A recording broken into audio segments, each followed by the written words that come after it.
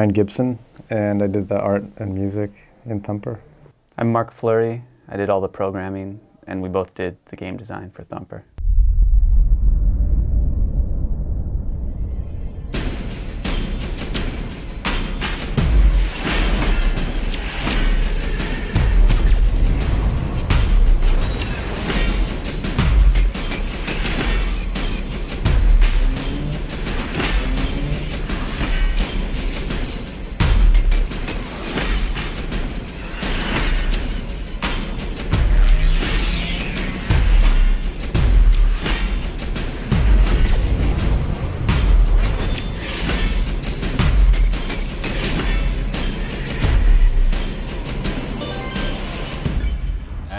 Thanks so much for coming in, especially yourself, who's clearly on I'm the a little weather bit sick, yeah. How's that GDC fever going?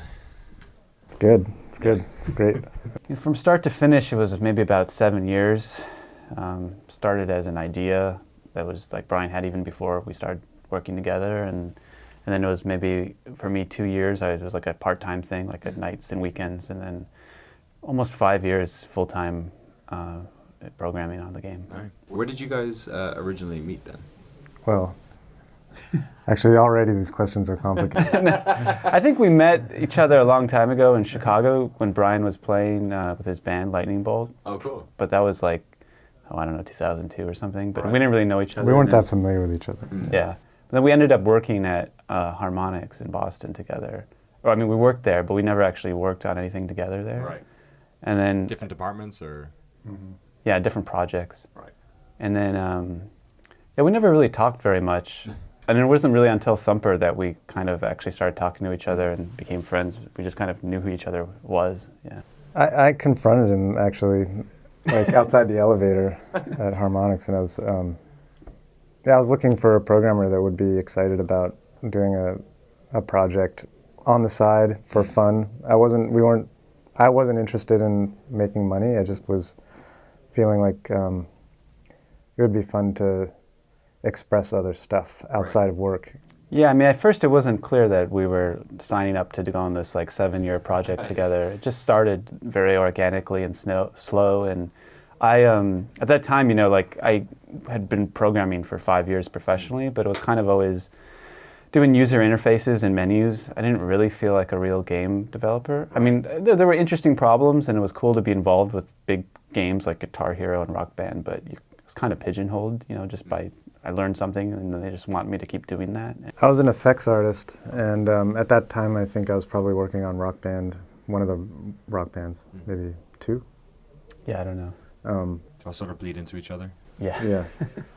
But you know, I had a pretty tight niche at Harmonix. I didn't really do that much aside from just effects and some of the UI stuff, like the gems coming down on the track. But yeah, everything is so specialized. You just want to you kind of want to do everything, you know, and there's no way to, and it's hard working in a big group. So as you work at a big company like that for a while, you just start to really itch to have a little more creative control. Yeah, you know, I'm sure everybody has this, but when you work in a team, if you have strong opinions and they're outsider opinions, or they're not like, your agenda isn't necessarily to make something that's the most appealing to the most possible people. You want to make something cool for you and maybe your friends or something like that, or you just want to try something new and take a risk and be experimental.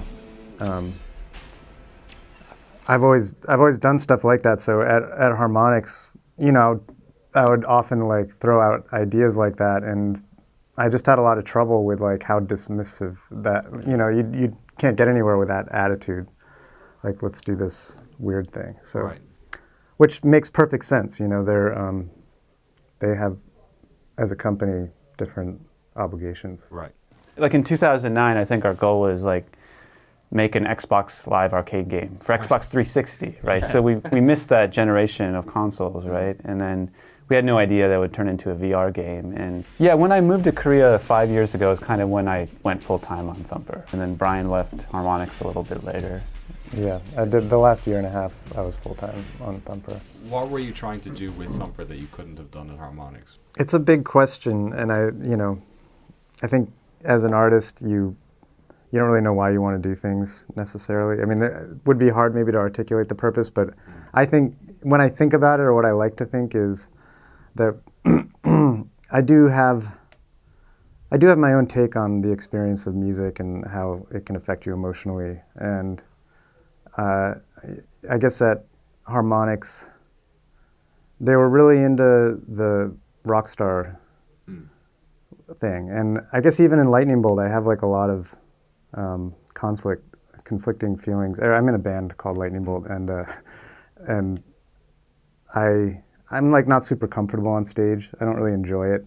I don't really enjoy being the center of attention. And there's that ego gratification side of it, and we all have that. But like I'm also just uncomfortable about it. And I really do feel like there's a genuine reason to play music that's about something completely different, or a genuine reason to interact with music or to get lost in it.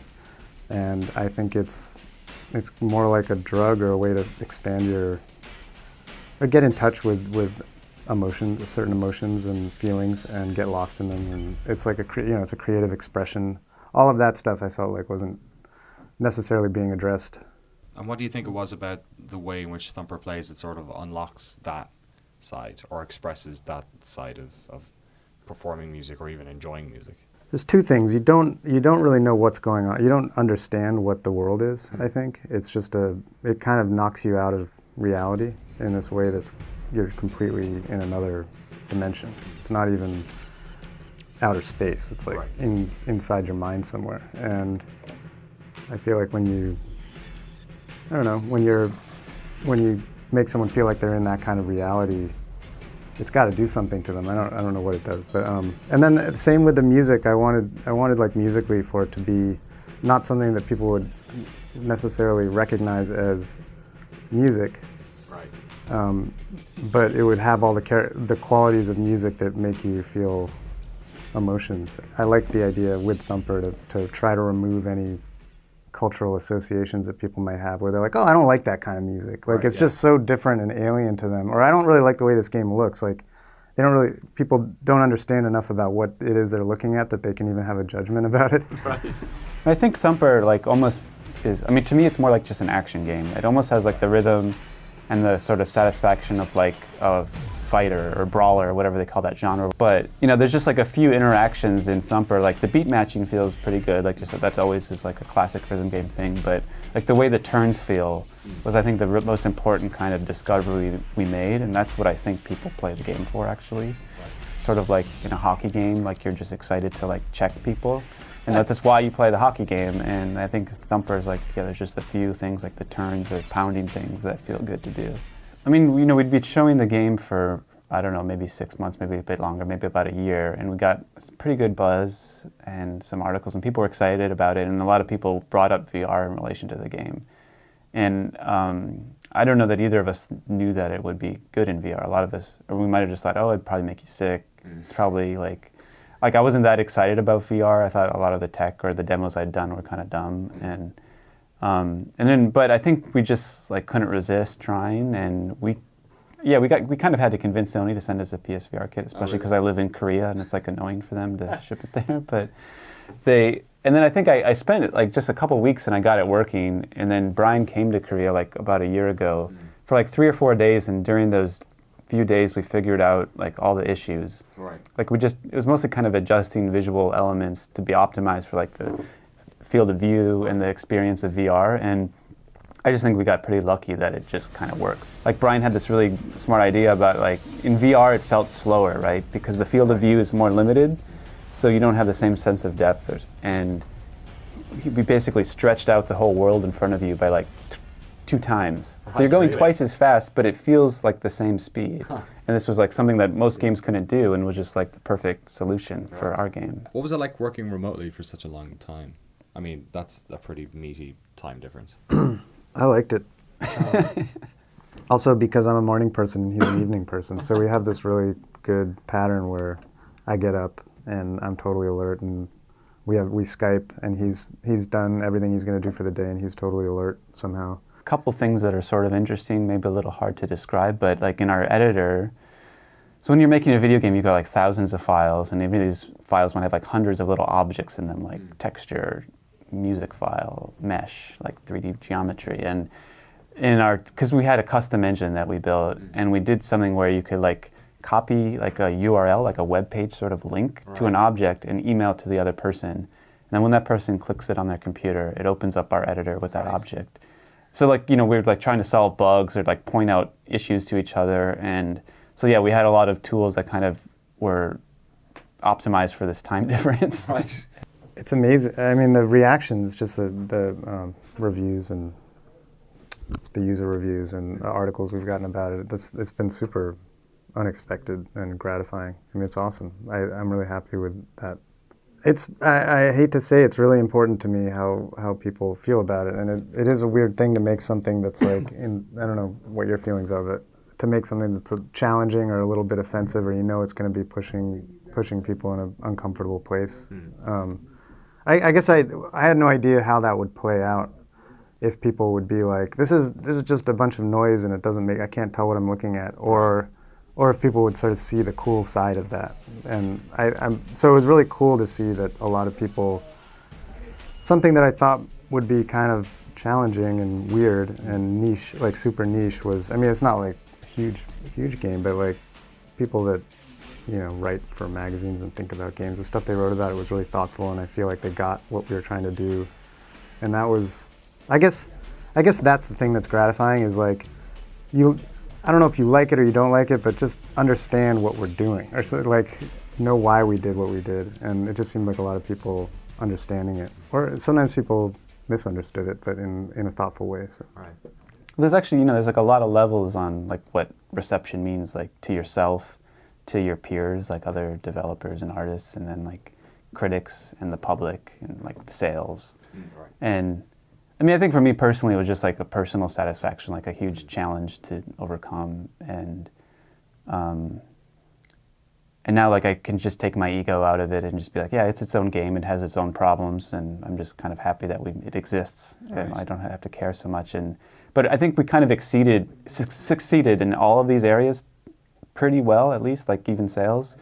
And like, but you can't ever bank on that. It's like, it felt like so lucky and so much work, and it was like a huge personal cost. Right, yeah. But somehow it just all worked out. So I hope Thumper made his contribution, and like as an art person, like personally, I see there's like a lot of flaws in it, or we could have taken things further.